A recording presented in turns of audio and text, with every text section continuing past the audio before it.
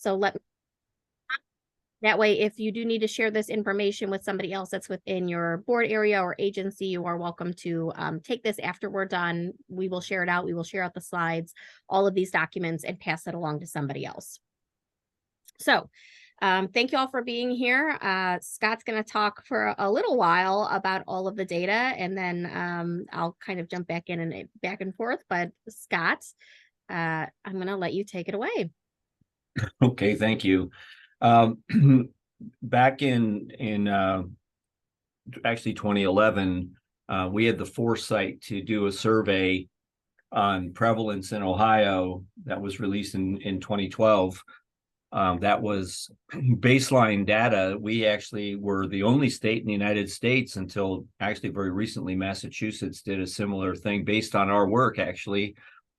So we had baseline data of prevalence prior to any of the casinos or racinos opening here in Ohio. We repeated that survey in 2017, 5 years later. And then this was our chance to repeat the survey again in 2022. Important to note here that we completed data collection on this survey on December 31st at midnight. So gambling went live that next day for sports. So this data does not include legalized sports wagering in Ohio. So next slide, please. What we used to indicate level of risk or level of harm was this is the Canadian Problem Gambling Severity Index. This is the same set of questions that exist in if you've looked at the website, the Before You Bet or Now Pause Before You Play website, or any of the rack cards or information that we send out. It says take the quiz, assess your risk. This is the same quiz or the same screening instrument. We use the word quiz on the website, so we didn't scare anybody away. But this is an actual screening tool that assesses risk. One of the benefits of this is that it has it scored low, medium, and actual diagnosable criteria. So we're able to get a pretty accurate picture of somebody's gambling activity based on this survey. So for low risk, that was someone that endorsed 1 or 2 or scored 1 or 2 on this index. Moderate was 3 to 7.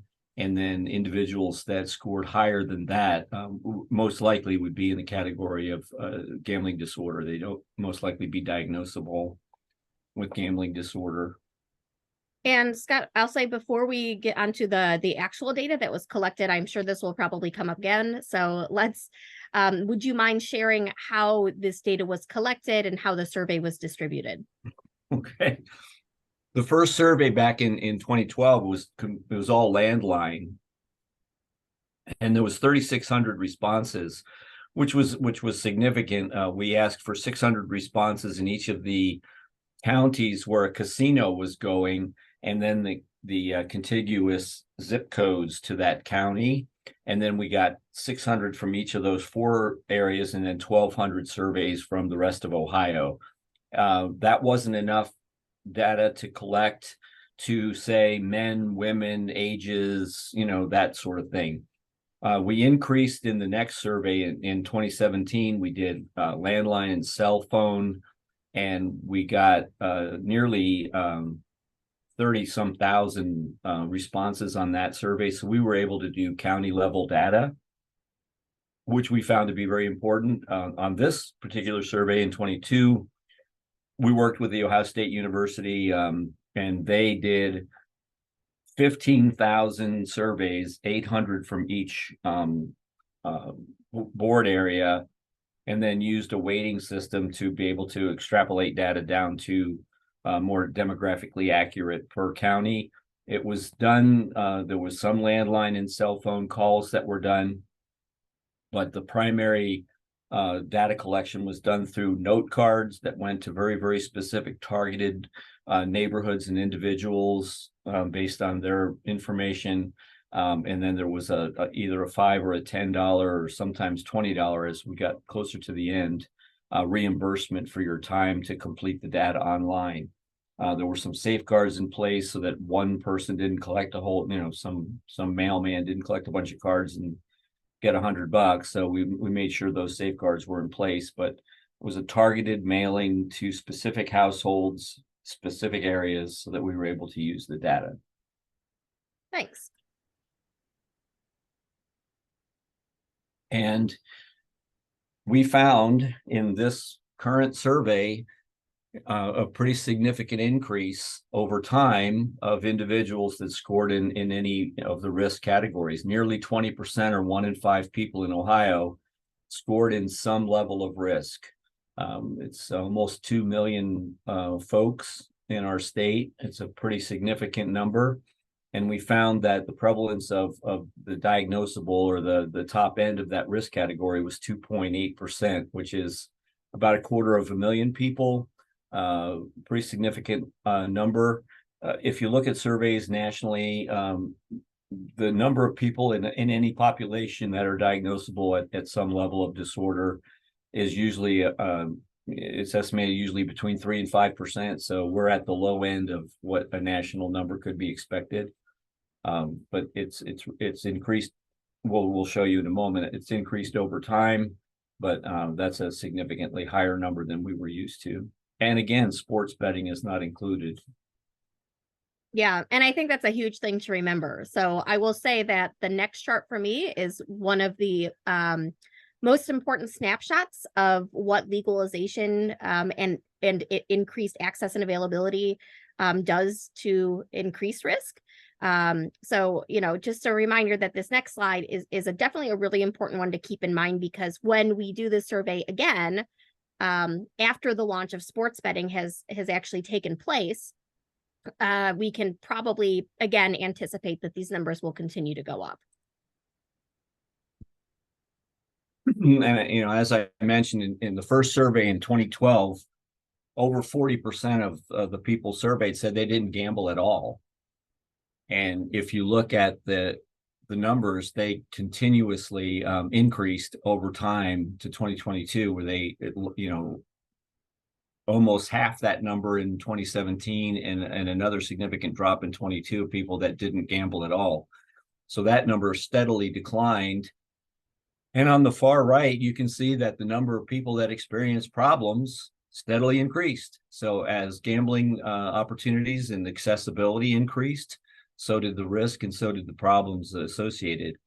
In 2012, if you remember, we had the Be the 95% campaign, and that was based on this 5.7%. It was, if you're going to do this, be like the 95% of folks in Ohio that don't experience problems. When the next survey came out, we didn't want to do continuously drop the number. So we changed it to Get Set Before You Bet, and now we've revamped the program to be Pause Before You Play, as these numbers have increased. But 20% of folks, hitting the scale on some level of risk is a significant increase from where we started prior to the casinos opening. And of course, in this time frame, in this 10 years, the racinos and casinos opened in between 2012 and 2013. That was 11 brick and mortar properties that opened in an 18-month span. Fantasy sports was added to our agenda, as well as the skilled game or internet cafe expansion. The lottery has added some games and instant games and expanded their scratch-off market. So as these things become more available, become more accessible, and quite honestly, very easily accessible, the risk and the problems have increased in right alongside of those opportunities. So Ohio is kind of different in most, actually in most countries, but in most states in the United States, men are a little bit higher than women in who experiences problems and who participates in gambling activities. Ohio, since we've started collecting this data, has been very nearly 50-50. And our helpline calls represent a nearly exact split too. So we are men and women 50-50 across the board in the risk categories and the folks seeking help. And we also asked questions about race. And this is not unusual, again, for the United States, but non-Caucasian or non-white Americans have a significant higher increase. Now, we know there's a lot of factors that go into this. Geography is one, employment is one, marital status is one, education level is one. So there's a lot of factors that go into this. Culture goes into this. But we did find that African Americans and other races, non-Caucasian, place a significant risk. We do target these populations in the toolkits and the resources that we have available. We have many of our resources translated into several languages. We have an African American toolkit on our website, and we do focus groups actually with a lot of these specific populations, so that we know that our messaging is effective, one, but it's going to reach the people that we hope to impact. And then we had a significant higher number of Hispanic folks pop up in the risk and in the problem categories as well. This is not insignificant at all either. And we know that, again, all those factors are at play, but in addition to that, language can be a factor, barriers to language. So everyone on this webinar today speaks blackjack. Everyone here speaks slot machine. You don't have to communicate at all to be participating in any of these activities in a casino or even on your phone or anywhere else. A lot of folks, a language barrier could impact employment. It could impact, how much money is coming into the household. And a lot of folks feel that gambling is a way to make money. It's an opportunity to make money. And we often say, gambling is, unlike substance use disorder, gambling has an element of hope. I could win. I actually could win. And, with the next card or the next handle or the next whatever, I could solve all my problems just like that. So we know that the financial aspects come into play as well. Age plays an important role. You can see the at-risk or problem folks, 18 to 24-year-olds, that's a risk-taking group anyway. The 18 to 34-year-old males popped up quite significantly. And then as people get older, and again, older over time, less income to waste on things, smarter maybe, but it's important to know that sports betting is almost the inverse of this. Sports betting affects, there's an older demographic, a slightly older demographic, slightly higher education, slightly higher income. So sports betting is hitting an entirely new, different set of folks for different reasons. And then marital status plays a role. Folks that are separated, divorced, single, don't have the protective factor of stable household. Those folks tend to be pop up in the survey a little bit more often than others. We also kind of surmise, and anecdotally we find out that folks are usually separated or divorced for a reason, and that could be a substance use disorder, another mental health disorder, could be another factor involved, and gambling becomes a coping mechanism for that. And also, there's nobody around to stop me, so I can do whatever, however the wind blows, I'm on my way. So we know that marital status plays a role as well. And then, my light just went out in my office. If I sit still long enough, my lights go out. The state is saving money. So this is the education level. As I mentioned, folks, lower education generally means a lower economic level as well. Or so the high school or straight to work from high school or trade school play a significant role. As folks' education level increases, the gambling and at-risk behaviors decrease. and again, sports betting is just a little bit different than this. Sometimes in sports betting, the higher education, the higher on the scale on the other side, those folks pop up more often because sports betting folks think they're smarter than the rest of us. They believe that they know the team, they follow the draft, they know how they play in the rain, and they have it all figured out. So they're going to win out, significantly more often than the rest of us. They believe. So sometimes the higher education can be a factor in sports betting, but in the rest of the survey, the straight to work from high school folks showed up the highest.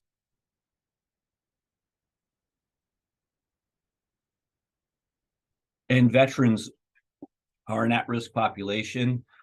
There's slot machines on bases all around the world, except for in the United States.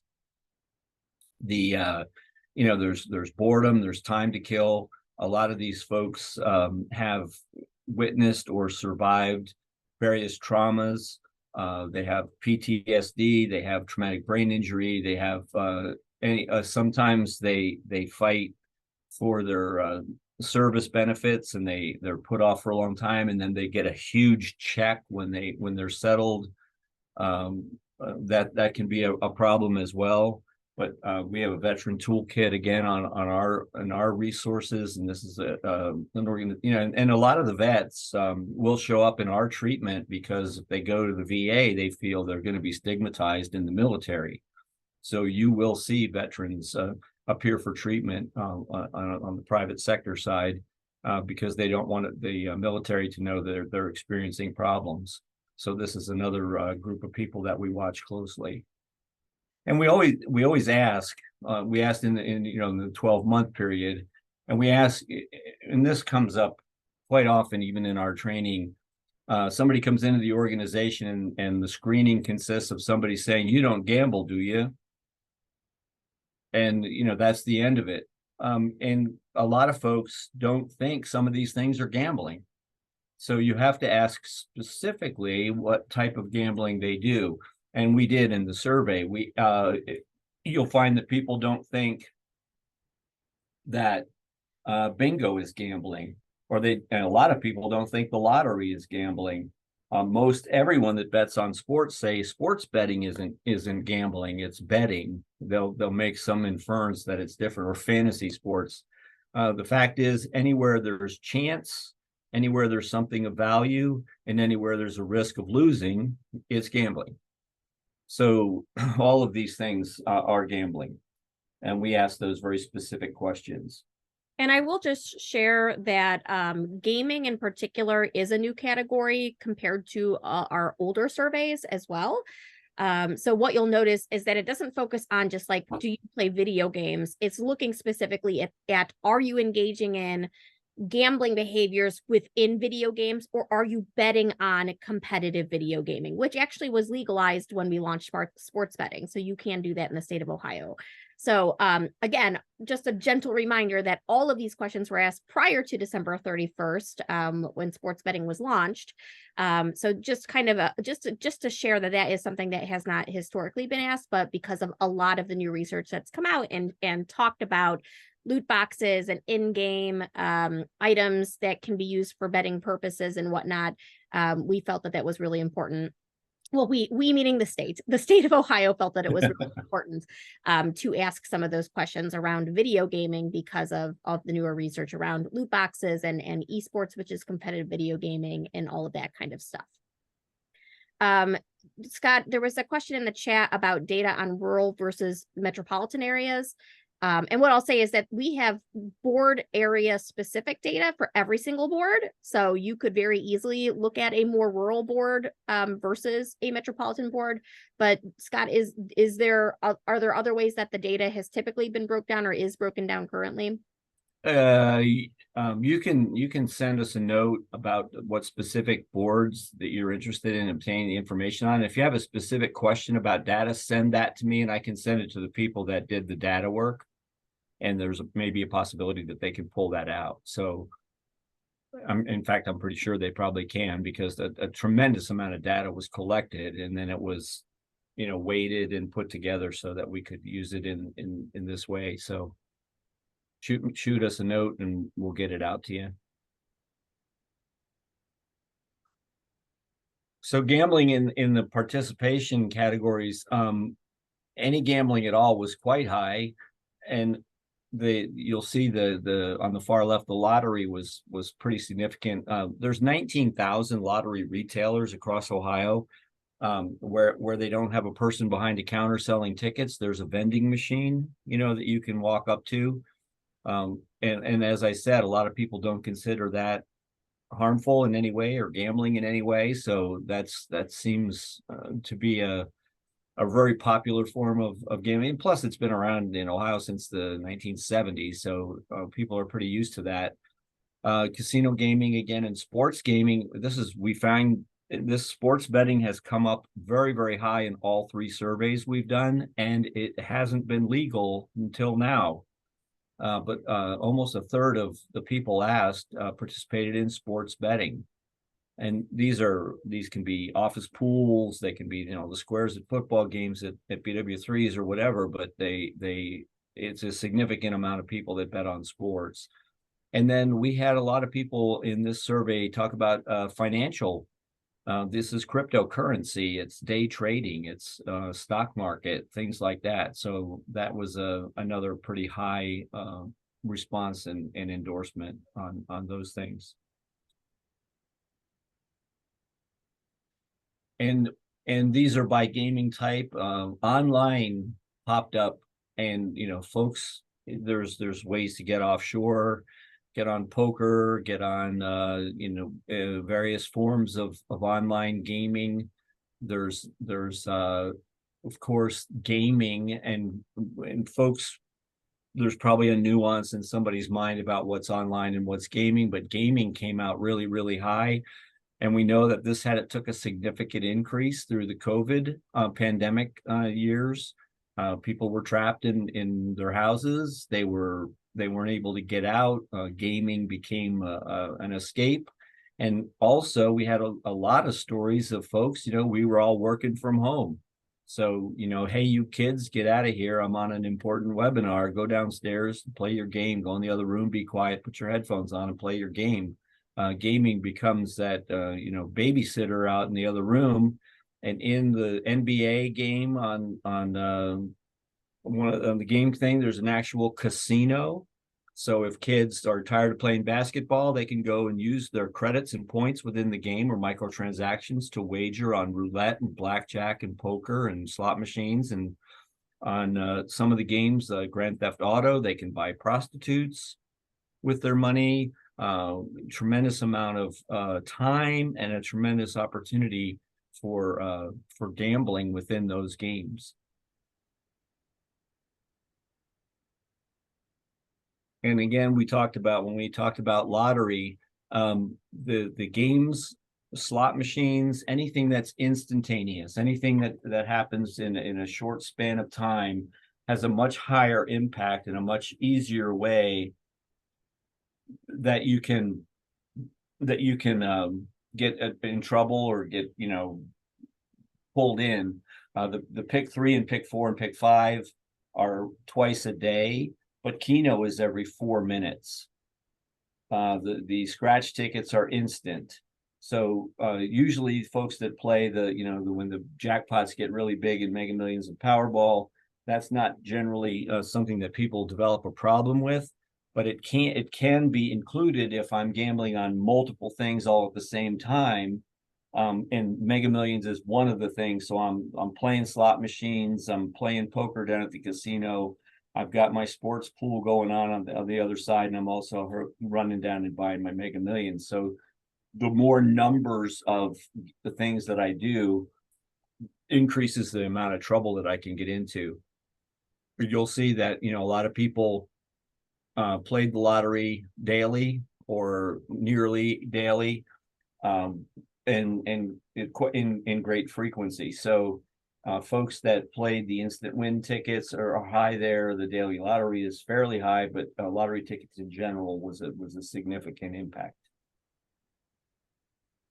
And we did ask questions. the four casinos opened, and then the governor said that the racetracks could have electronic gaming devices as well. So we tried to make a differentiation between slot machines, lottery terminals, electronic gaming devices, and things like that. We try to make sure that the folks knew how the question was answered. And then we asked if they played in a casino or on a phone or where they played, and then what they played.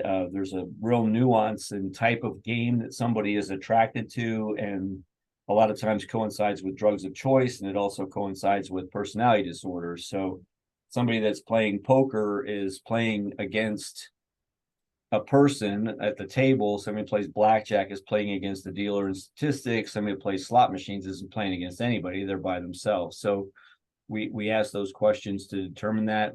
Slot machines was significantly higher than the other forms of gambling. Blackjack is a little bit more popular because it's easier to understand.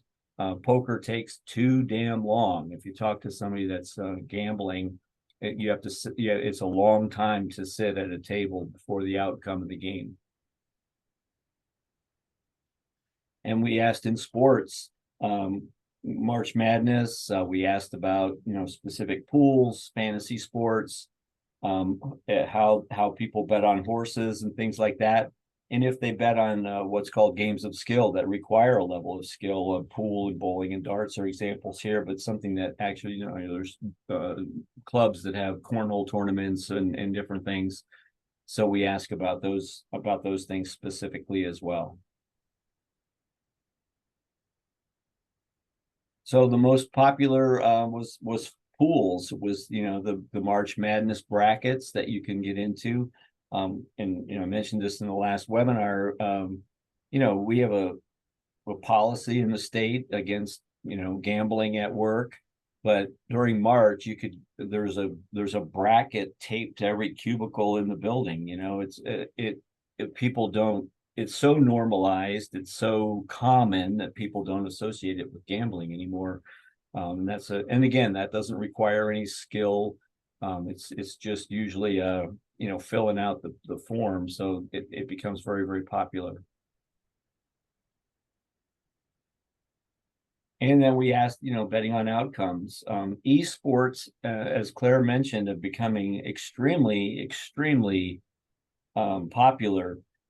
There's actual tournaments that take place in huge arenas, and you can go and pay to watch people play video games in a huge tournaments. The prize money, there was a kid that won $1 million playing Fortnite, a 15-year-old kid. He won $1 million prize playing Fortnite at one of these tournaments.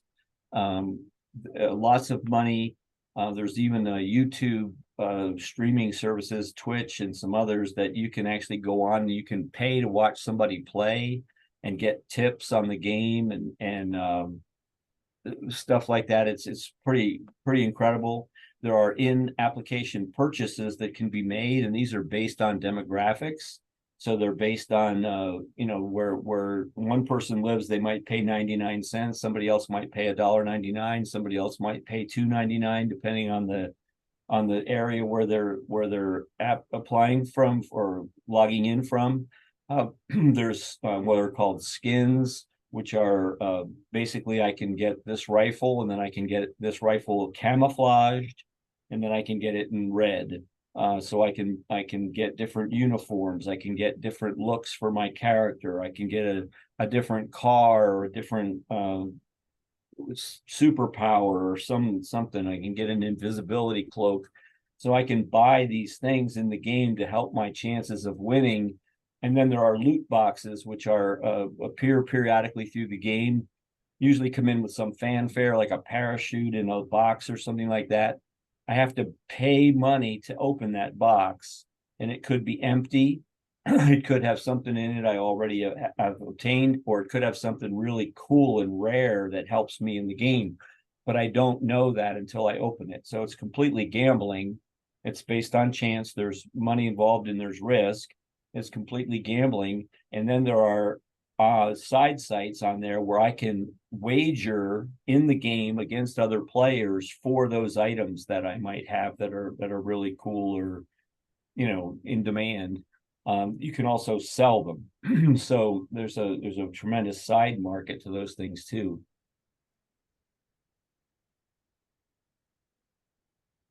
So this was our finding in esports. Far and away the biggest thing was those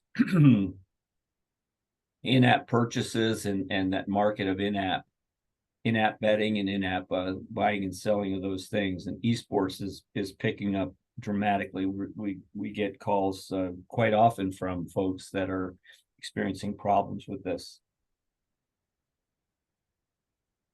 And I mentioned day trading. There's an app on your phone. You can put Robinhood as one. You can just put it on there, and you can just bet on the markets. You can buy and sell stocks, trade in commodities. You can work in all those markets right from your phone now, without need of any professional guidance or really any outcome. So you can buy and sell stocks from your chair. And then these are things that we do ask. We ask in the survey and we ask in assessment. Family history plays a huge role, guiding the process. You know, if you're betting and opening accounts for your kids on their devices, or guiding a process, having a whole family do a fantasy football league, that can lead to sort of the problem being normalized within systems. Alcohol and drugs, we legislated out giving away alcohol at our casinos, but you can go to casinos in all of the neighboring states and get all the alcohol you want free while you're gambling. We asked about gambling while under the influence. And then one of the most serious things that we deal with is suicide. Gambling has one of the highest suicide rates of anything out there, not only for the gambler, but for family members as well. And we asked lethality questions in the survey, and we recommend that for all of our providers to continuously ask those questions of the people they're treating. We asked about depression. Depression and anxiety are hand in hand with gambling. Am I depressed because I've lost so much money, or that I've disrupted my family system, or that I've damaged relationships or employment? Or am I depressed so I'm gambling to avoid those unpleasant feelings? So we ask a lot of those questions, and we asked in the survey. And then, of course, there's a lot of stress brought on by those things. Physical pain, emotional pain, any of those things. A lot of times gambling becomes a great escape from. And this was what we found, that 1 in 4 of our folks that had a history with problem gambling had a family history. A lot of them used alcohol and drugs while they were gambling. A lot of them were intoxicated while gambling. Again, suicide and anxiety, stress popped up pretty significantly. And about 1% of the folks that we asked in this survey, in this survey group, admitted to a suicide attempt. So that doesn't capture suicidal ideation. It just captures the folks that admitted to an attempt. So a significantly high number of folks. Absolutely. And this is really, I would say, just the bulk of the data that we have when it takes a look at the statewide information that was collected. But there's definitely more out there. There's different ways that we can share this information with you all, specifically by board, or we can definitely talk with the folks who are the data collectors and see how else they might be able to parse it out, if that's helpful for you in your communities. So if you are interested in kind of looking at your own specific board data, please feel free to send us emails after this, and we can make sure that we get that information to you. So in terms of now, what can we do? So we recognize that the risk has increased here in the state of Ohio for folks who are developing a gambling disorder, especially as we see that increase in accessibility. And again, all of that data was prior to the launch of sports betting.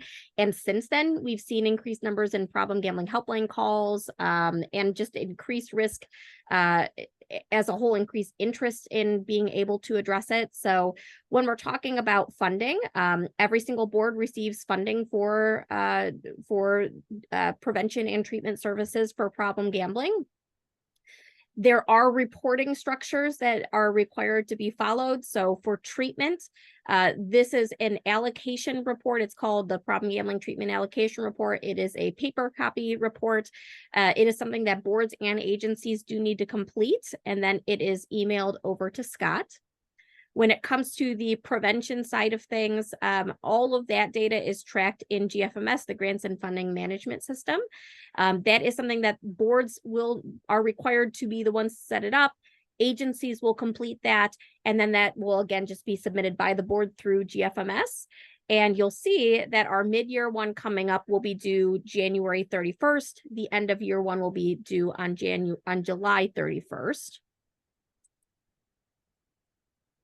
When it comes to the treatment allocation report that's coming up, that will be due fiscal year 24 for mid-year, you're going to be making sure that information is collected on who is the agency that is providing treatment within your community. You're also going to be collecting data on screening and treatment around adults and youth. Listing who are those qualified clinicians in your area that are treating, as well as provide some general information about where money is going and what you are spending it on. What I will share is that this information was updated. So this is like a brand new version of it from years past. I will throw the link in the chat, but I will also make sure that is included in our follow-up emails, just so you can see that there is a lot of data in here that is being requested. One thing that I will share is that when we take a look specifically at clinicians that are competent, it's really important to recognize that if you do have clinicians that are competent, there's actually a whole sheet on there and that helps you understand what competency looks like or what a qualified clinician looks like. Either having their gambling endorsement through the Chemical Dependency Board or having a minimum of 30 hours of gambling specific education if they're licensed through the Social Work and Counselor Board, or if they have their international gambling certification as well. And really, if you do have a clinician who is board qualified, if they're qualified to be able to provide services, and you want to make sure that they're getting the calls from the problem gambling helpline that may be directed towards that board area, one thing they will need to do is to complete a referral agreement with us here at PGNO, which allows them to then be placed on that statewide referral list. So if we don't have a referral agreement, there's probably a pretty good chance that your board area, when somebody says, hey, listen, I'm calling for so-and-so county and I really need services, they may be getting turned away and told that nobody in their area is actually qualified to provide services. So please make sure that, you reach out to us if you have any questions about that. We try to catch as many people as we can that we know are qualified, but if there are people who are gathering hours in lots of different places, please let us know. So that way we can make sure that we get your agency on that statewide referral list. Bill, they try to do that every year. So that is something that the 211 United Way of Greater Cleveland manages, actually, the problem gambling helpline. So they should send out a yearly thing that just says, hey, is this still accurate? Are you still qualified, kind of thing. So that's something that's typically sent out on an annual basis based on whenever you had last signed up with them. In terms of expenditures, so this is something that we covered in our June training, so I'll cover again really, really quickly. So just as a reminder that all of your board funding that is geared towards problem gambling services, you'll hear Scott say this probably over and over and over again, it is probably one of the least restrictive funding sources that you've probably experienced. As long as it is benefiting and going towards problem gambling prevention and treatment in any way, shape, or form, you're good to go. So, really, it can be spent on promotion, prevention, treatment, workforce development. Boards absolutely can and are encouraged to contract with providers to provide those services. When we're looking at prevention funds specifically, this is not all inclusive. These are just some things that we encourage folks to spend it on. So do you need to buy curricula? Are you needing to buy promotional items to hand out? Are you needing to fund certain events that are supporting problem gambling prevention in your community? Environmental scans, tabling activities. Do you need to hire a consultant to be able to help walk you through creating a logic model or go through the strategic prevention framework? Welcome to spend money on that. You can send prevention staff to gambling related trainings. You can also, utilize it for memberships as well that are gambling specific. You can do a community needs assessment in your community and spend money on doing that. So really it's up to you how you would like to utilize your funds. When it comes to the treatment side of thing, again, nothing wrong with being creative. It is important to recognize, that it can be spent on those who are impacted directly by gambling, who have an addiction themselves. It can also be spent on loved ones. So if you have a parent, a grandparent, an aunt, an uncle, a brother, a sister, a kiddo, anybody that is impacted by somebody else's gambling disorder, you can absolutely spend it on treating the loved one as well. It can also be spent on supporting a peer recovery staff in your community that's focused on gambling. Again, workforce development, send your clinical staff to trainings, let them know that they're able to get their lodging and mileage and meals paid for. You are welcome as a board to spend it on credentialing fees if you want to encourage folks to get their gambling endorsement or to get their international gambling certification. In addition to that, boards are absolutely more than welcome to spend it on bonuses for staff who get their gambling endorsement or who become certified. So, be creative. It's really going to be up to your board to determine how that funding is allowed to be spent. But again, there are no restrictions. So making sure that it is spent on something that is doing good for your community, it's benefiting your community and those who are reaching out for help is the most important thing. What I will also share is that before I close up here, that I'll also be sending out this gambling fund spending guide. So if again, you're like, I really just need some ideas, I need to make sure I have this somewhere in writing that I know that we can spend it on it, I will make sure that this spending guides get sent out again to folks who need it. Last couple of things here. So there is a series called the Stages Training Series that PGNO offers for clinicians that are interested in getting becoming qualified clinicians in treating gambling disorder. Stage 1, Stage 2, Stage 3 are offered through us, and those will basically allow somebody to either apply for their preliminary gambling endorsement or to become qualified through the social work and counselor board. We have a series every quarter. So next one coming up, it starts in January. After that, it starts in April. Additionally, we also have a prevention focused training coming up called Spiffing Your Way Through Problem Gambling Prevention. It is something that we're going to be offering in December, and it's also going to come back up again in June. So we always encourage folks to get registered for some of these trainings. I threw our events information in the chat. The one other event that we would love to encourage you to attend if you're able to is the 2024 Ohio Problem Gambling Conference. There are virtual sessions. There are also in-person sessions. The cost is below here, but the great thing is that if somebody does attend every single portion of the conference, you're able to get up to 18.75 CEUs.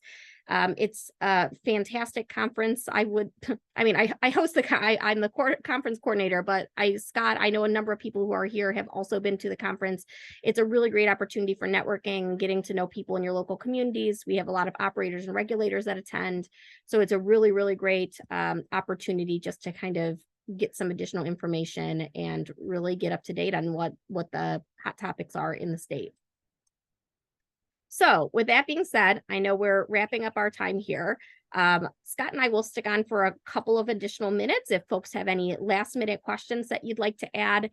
If you need to hop off, we totally understand. Wanted to make sure that our contact information is shared with you on here. Feel free to send us emails at any point in time. But we'll stick on here for a few more minutes. But thank you all for attending. We really, really appreciate it. Scott, there is a question in the chat from Corinne asking, are you planning on sending the funding document to all of us, or do we need to request it? Oh, sorry, that's just a general question. I'm going to send it to everybody. So anybody that was registered for the training today, I'm going to send out all of these documents. I'll send out the slides. I'll send out the spending guide. I'll make sure that the treatment allocation form gets sent out. So any of the things that we talked about will get sent out today. In addition to that, I hope that I can include this recording. And any question that anyone has on anything that we've covered or something that we didn't cover that you're curious about, reach out to Claire, reach out to me. I can't imagine a question that one of us couldn't answer, but if we can't, we know who can, and we'll get an answer to you. So any solution to any problem or concern that you have is literally a phone call or an email away.